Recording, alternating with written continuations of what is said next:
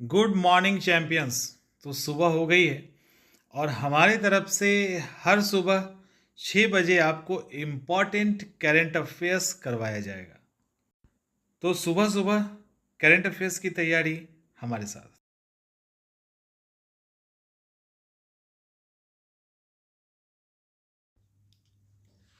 Australia में social media पे प्रतिबंध लगाया गया है। ऑस्ट्रेलिया सोशल मीडिया पर प्रतिबंध लगाया गया है।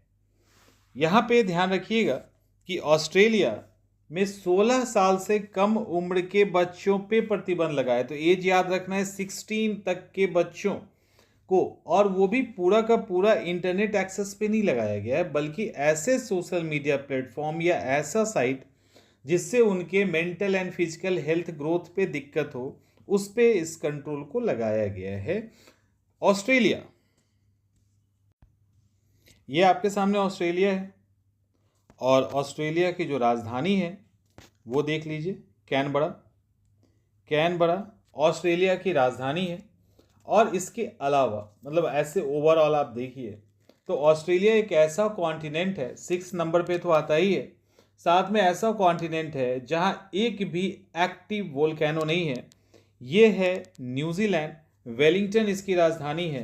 ऊपर में पापुआ न्यू गिनी और ये नीचे देख रहे हो, ये इंडियन ओशन है। तो इस तरह से ये हमारा ऑस्ट्रेलिया है। ऑस्ट्रेलिया के बाद दूसरा फैक्ट है आईएनएस विक्रांत। आईएनएस विक्रांत के साथ फैक्ट ये है कि हमारी जो राष्ट्रपति हैं द्रौपदी मुर्मू, वो 7 नवंबर को गोवा से थोड़ा दूर हटके आईएनएस विक्रांत के साथ 15 फ्रंट पे रहने वाले युद्धपोत और पनडुब्बी का उन्होंने दौरा किया है। और जो भी जानकारी होती है ना नौसेना की, वो उन्होंने वहाँ पे हासिल की है कि कैसे क्या होता है। अब इस दौरान, अब चूंकि राष्ट्रपति का दौरा है, तो वहाँ नेवल यानी नौसेना प्रमुख कौन है, अभी याद कीजिए। नौसेना, मेरे लिखते लिखते याद कर लो। जो नौसेना प्रमुख हैं वो हैं दिनेश के त्रिपाठी, और साथ में पश्चिमी नौसेना कमान के flag officer commanding in chief vice admiral Sanjay Jaisingh ने इनका स्वागत किया। अब इन्होंने दौरा किया, जाना और हो गया, बस इतना काफ़ी है। ये है हमारी राष्ट्रपति द्रौपदी मुर्मू और ये है गोवा। इसी से थोड़ी दूर हटके इन्होंने आईएनएस विक्रांत का दौरा किया और 15 और जो फ्रंट पे वार। एक देश के हिसाब से एक अनफॉर्चुनेट घटना हुआ है। देश के हिसाब से अगर हम बात करें तो अभी बांग्लादेश का जो ह्यूमन राइट कमीशन है ना, बांग्लादेश का जो नेशनल ह्यूमन राइट कमीशन, उसके सारे मेंबर A to Z सबने रिजाइन कर दिया, सबने इस्तीफा दे दिया। एक्चुअली हुआ ये है, पहले सबसे पहले हम लोग देख लेते हैं वहाँ का जो NHRS है, RC है, जैसे इंडिया में होता है, तो बांग्लादेश का है राष्ट्रीय मानवाधिकार आयोग। उसके अध्यक्ष कमाल उद्दीन अहमद पहले अध्यक्ष थे। उसके बाद अमीनुल इस्लाम, कोंगजाड़ी चौधरी, सलीम रजा, विश्वजीत चंदा, तानिया हक, जो भी मेंबर थे वो सब ने इस्तीफा दे दिया, सब ने रिजाइन दे दिया। और इसका कारण था कि बहुत ज़्यादा मॉब लिचिंग, क्राउड के द्वारा हत्या मतलब हिंसा या पॉलिटिकली एक्सप्लॉइट करना, इसके साथ ही जो अल्पसंख्यक हैं उनके खिलाफ भी बहुत ज़्यादा मामला आने लगा। खास करके शेख हसीना के रिजाइन के बाद 2000 से अधिक मामले हिंदू अल्पसंख्यक समुदाय पर टैग के आए हैं। तो ये सारे यहाँ पे फैक्ट है। ये बांग्लादेश है। बांग्लादेश के अगर बॉर्डर को आप देखो तो ये बांग्लादेश, वेस्ट बंगाल, असम, मेघालय, त्रिपुरा और मिजोरम, यहाँ पे एक लाइन आ जाता है, यहाँ से म्यांमार हो जाता है। इतने के साथ बॉर्डर ये शेयर करता है। इतना ही नहीं, ये बांग्लादेश है। अब बांग्लादेश को यहाँ पे देखिए तो यहाँ देखो ये ढाका है जो बांग्लादेश की राजधानी है। इसके बाद बांग्लादेश में ये गंगा नदी इन करता है और इन करने के बाद इसका नाम पद्मा हो जाता है। इधर ब्रह्मपुत्रा नदी जमुना के नाम से यहाँ पे बहती है। हबीबगंज है, जाड़िया है, रंगपुर है। तो ये सब वहाँ के फेमस प्लेसेस हैं। मोहम्मद नबी, मोहम्मद नबी एक क्रिकेटर हैं और ये अफगानिस्तान के हैं, वहाँ के ऑलराउंडर हैं। अभी इन्होंने ओडीआई से रिजाइन करने का फैसला ले लिया है, लेकिन अभी नहीं करेंगे, 2025 में करेंगे जब पाकिस्तान में आईसीसी चैंपियंस ट्रॉफी होगा। उसके बाद वनडे से ये रिजाइन ले लेंगे और मोहम्मद नबी T20 का मैच खेलते रहेंगे। इन्होंने सबसे पहले 2009 में स्कॉटलैंड के खिलाफ ओडीआई मैच खेला था। रिकॉर्ड जो इनका है टोटल 3,549+ इतना रन बनाया और 171 विकेट ये ले चुके हैं। ये हैं मोहम्मद नबी। कहाँ से बिलोंग करते हैं? अफगानिस्तान से, है ना। ये देख रहे हैं, ये अफगानिस्तान है और ये है चाइना, ये है पाकिस्तान। अफगानिस्तान का जो सीमा लग रहा है तो इंडिया से, पाकिस्तान से, ईरान से, तुर्कमेनिस्तान से और तजाकिस्तान से, इसके साथ अफगानिस्तान का बॉर्डर लगता है।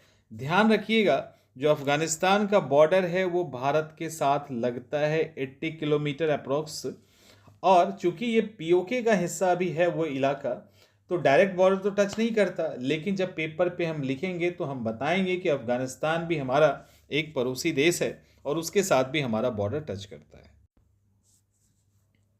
चलिए आगे चलते हैं। बेंगलुरु ने रिकॉर्ड बनाया है। बेंगलुरु ने क्या किया? सबसे पहला पॉपुलेशन डिजिटल घड़ी इन्होंने पूरे भारत में पहली बार कर्नाटक के बेंगलुरु में पहला पॉपुलेशन डिजिटल वॉच लगाया गया है। इस डिजिटल वॉच की खासियत है कि ये कर्नाटक के साथ साथ भारत का जो पॉपुलेशन है उसको ट्रैक करता रहेगा। ट्रैकिंग टाइम क्या है? तो कर्नाटक के लिए हर 1 मिनट 10 सेकेंड पे अपने आप को अपडेट करेगा और भारत के लिए हर 2 सेकेंड पे ही खुद को अपडेट कर लेगा। बेंगलुरु के सोशल एंड इकोनॉमिक चेंज, जिसको ISES कहा जाता है, वहाँ पे इसको स्थापित किया गया है। और इसके लिए यहाँ पे 2 संस्था है जिसमें एक ISES तो है ही है, साथ में केंद्रीय स्वास्थ्य और परिवार कल्याण मंत्रालय भी है। दोनों ने मिलकर इसको लगाया है। अभी केंद्रीय स्वास्थ्य और परिवार कल्याण मंत्रालय का टारगेट है कि पूरे देश में ऐसे 18 घड़ी लगाए जाएं। ये जो आप देख रहे हो ये पॉपुलेशन वॉच है और यहाँ पे इंडिया का और यहाँ पे कर्नाटक का दिख रहा है। और कर्नाटक कहाँ है? ये देखिए, ये कर्नाटक है, ठीक है।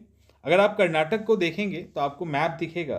कर्नाटक का जो बॉर्डर है, थोड़ा सा मैं बड़ा कर देता हूँ। कर्नाटक का जो बॉर्डर है वो केरला, तमिलनाडु, आंध्र प्रदेश, तेलंगाना, महाराष्ट्र और गोवा के साथ इसका बॉर्डर शेयर होता है। इतना ही नहीं, कुछ इसके फेमस प्लेसेस को अगर हम देखें कर्नाटक के, तो यहाँ पे देखिए बीदर है, कालबुर्गी है, इसके अलावा रायचूर दोआब के नाम से फेमस है, इसके साथ बल्लाड़ी फेमस है अपने माइंस के लिए, शिवमोगा ये भी फेमस है, खान भी है यहाँ पे। उडुपी का नाम आपने शायद सुना होगा। उडुपी अक्सर, हाँ, डोसा या ये सब जो बनता है ना जहाँ, तो कहा जाता है उडुपी का फेमस डोसा, तो ये उडुपी वही कर्नाटक का है। चिकमंगलुरु, इसके बाद हसन सैटेलाइट कंट्रोल यूनिट, तो ये सारे यहाँ से फेमस यहाँ पे जगह। मांड्या, मैसूरू, वो ऐसी तरह से आप देख लीजिएगा एक बार तो आपको याद हो जाएगा। अब आगे, अभी क्या हुआ कि भारत ने अच्छा काम किया, एक रिकॉर्ड बनाया है। भारत यूनिट वॉल्यूम के हिसाब से दूसरा बड़ा स्मार्टफोन बाजार बन गया है। यूनिट वॉल्यूम के हिसाब से भारत जो है 2004 का जो थर्ड क्वार्टर था, उस क्वार्टर में इकाई मात्रा के अनुसार वर्ल्ड का दूसरा और वैल्यू के हिसाब से, कीमत के हिसाब से तीसरा है। और इसमें दूसरे में इन्होंने क्या किया है, हुआ ये है कि चीन 22%, अमेरिका 12%, जबकि भारत 15%। तो इस मामले में भारत सेकेंड पे आ गया। और अगर मूल्य को देखा जाए तो भारत थर्ड पे है, चीन और अमेरिका के बाद। अभी अगर रिकॉर्ड, अच्छा, इस डाटा किसने रिलीज किया है? तो काउंटर पॉइंट का ये एक डाटा है जो भारत के 2024 के थर्ड क्वार्टर को दिखा रहा है। और भारत में अभी 690 मिलियन एक्टिव स्मार्टफोन यूजर हैं। इसमें भी अभी लगभग 2/3, मैंने अभी भी सोचो कि 2/3 ऐसी संख्या है जो 4G पे ही टिके हुए हैं, 5G उनके पास नहीं है। वो 4G पे हैं, क्योंकि 5G फ़ोन अभी भी महंगे हैं या अंडर 10,000 उतने अच्छे फ़ोन नहीं आ रहे हैं। पराली के जलाने पे जुर्माना 2 गुना। पहले पराली क्या होता है इसको देख लें। ये जो देख रहे हो ये पराली है। पराली का मतलब ये है कि जब खेती हो जाती है तो धान गेहूं का जो हिस्सा नीचे काटने के बाद बच जाता है तो उसको ये लोग जला देते हैं, क्योंकि बहुत बल्क मात्रा में ये होता है। इसको निकाल के डिस्पोज करने का कुछ ऐसी व्यवस्था वहाँ पे अभी डेवलप नहीं है, तो इनको सबसे आसान उसको जला देना लगता है, जिसके कारण दिल्ली के आसपास इतना फॉग जमता है कि कई कई दिनों से तक सनलाइट नहीं आ पाता है दिल्ली में, और ऐसी कंडीशन हफ्ता 15 दिन रहती है। पॉल्यूशन एक्सट्रीम पे होता है। तो ये पिछले कुछ समय से लोग एक्टिव हुए हैं इस पे, और एक्टिव होने के कारण खास करके यूपी, हरियाणा, पंजाब, दिल्ली, एनसीआर का इलाका, राजस्थान वाला जो है, उन सब जगह पे बिल्कुल ही स्ट्रिक्टली इसको लागू किया गया है। एक्चुअली सर्वोच्च न्यायालय ने कहा कि पर्यावरण संरक्षण अधिनियम 1986 के तहत जो आपका फाइन है वो बहुत कम है, वो कंट्रोल नहीं कर पा रहा। तो हमारा केंद्रीय पर्यावरण और वन मंत्रालय ने क्या किया कि फाइन को डबल कर दिया, और ये वायु गुणवत्ता प्रबंधन आयोग के एक्ट के अकॉर्डिंग लागू है। कितना कर दिया, तो जिनका 2 एकड़ से कम लैंड है अगर वो ऐसा काम करते हैं तो 5,000, 2 से 5 एकड़ लैंड है तो 10,000, और 10 एकड़ से अधिक है तो उनको फिर 30,000 रुपये देने होंगे। सॉरी, 2 से 5 एकड़ है तो 10,000, और 5 एकड़ से अधिक है तो 30,000 रुपये उनको अगर कुछ ऐसा करते हैं तो पेनल्टी भरना पड़ेगा। और ये कहाँ लागू होगा? दिल्ली, पंजाब, हरियाणा, राजस्थान का वो इलाका जो एनसीआर के अंदर आता है, जब भिवाड़ी वाड़ी जो इलाका है, और यूपी, यहाँ पे ये लागू होगा। अगर जिस पे भी पेनल्टी लगाई जाएगी डिजिटल माध्यम से लगेगा, 30 दिनों के अंदर भुगतान करना होगा। नहीं करने पे जो ऑथराइज अथॉरिटी हैं वो लैंड रेवेन्यू के रूप में उसको वसूल करेंगे, और ये भी अगर नहीं होता है तो उनके लैंड पे एक रेड कलर मार्क आ जाएगा, जिसके कारण ये पता चलेगा कि इनके ऊपर कुछ बकाया है। तो ये सारा इंपॉर्टेंट है। और जो पैसे कलेक्ट किए जाएंगे वो राज्य की जो प्रदूषण नियंत्रण बोर्ड है या समिति है, वहाँ पे ये पैसा जमा होगा, जिसपे आगे वेलफेयर वाला काम किया जाएगा। ये कमाल की बात है कि 2020 में लगभग 71,829 मामले थे पराली जलाने के, जो सीधे घट के 2023 में 12,000 हो गए। समझ में आ रहा है? 78,000 अप्रोक्स और सीधा 12,000, तो बहुत बड़ा, मतलब बहुत बड़ा अचीवमेंट है ये। चलिए आगे। विश्व विज्ञान दिवस 2023, इसमें जो आपको याद करना है, एक तो 10 नवंबर को ये हर साल मनाया जाता है। 2001 में यूएन ने स्टार्ट किया था। मतलब जो डेवलपमेंट होता है उसके साथ यूथ को, सोसाइटी को जोड़ना, उसके फायदे उठाना, ये सारी चीज़ें इसमें शामिल है।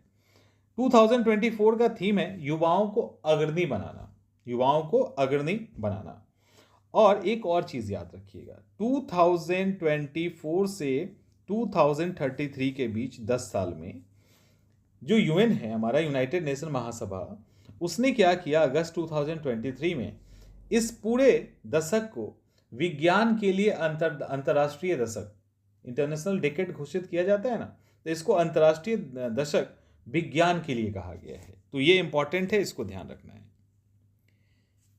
विश्व स्तरीय बैडमिंटन केंद्र की आधारशिला। बैडमिंटन केंद्र, देखिए पीवी संधू, वो जो ओलंपिक में भी जीत चुकी हैं।